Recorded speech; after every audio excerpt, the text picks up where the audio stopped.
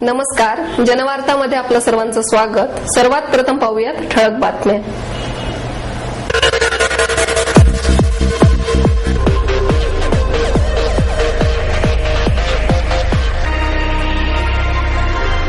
देशामध्ये शैक्षणिक क्रांती घडून येण्याकरिता सरकारचे धोरणे बदलण्याची आवश्यकता आहे. त्रिपुराचे राज्यपाल डॉक्टर DY पाटील यांचं प्रतिपादन.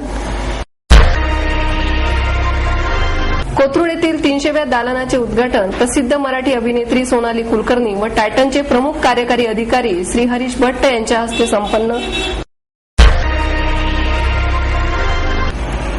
कृषी उत्पन्न बाजार समितीच्या अमृत महोत्सवानिमित्त बारामती अॅग्रो एक्स्पो हरित क्रांती 2010 चे प्रदर्शन 1 नोव्हेंबर पासून सुरू होणार.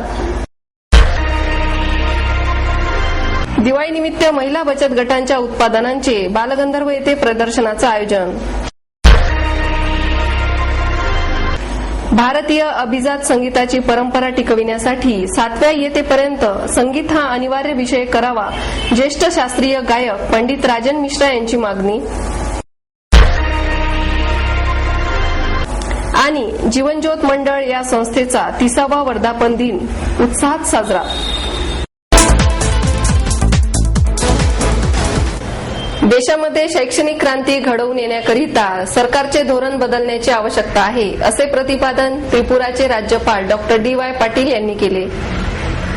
सिंहगड टेक्निकल एज्युकेशन सोसायटी आणि प्राध्यापक नवले गौरव समितीतर्फे डॉक्टर पाटील यांच्या हस्ते मानपत्र स्मृतिचिन्ह देऊन प्राध्यापक MN नवले यांच्या षष्टब्दीपूर्ती निमित्त सत्कार करण्यात आला. महापौर मोहनसिंग राजपाल, गौरव समितीचे अध्यक्ष NC जोशी, सचिव डॉक्टर शरद कोलते, डॉक्टर सुनंदा नवले, समितीचे कोषाध्यक्ष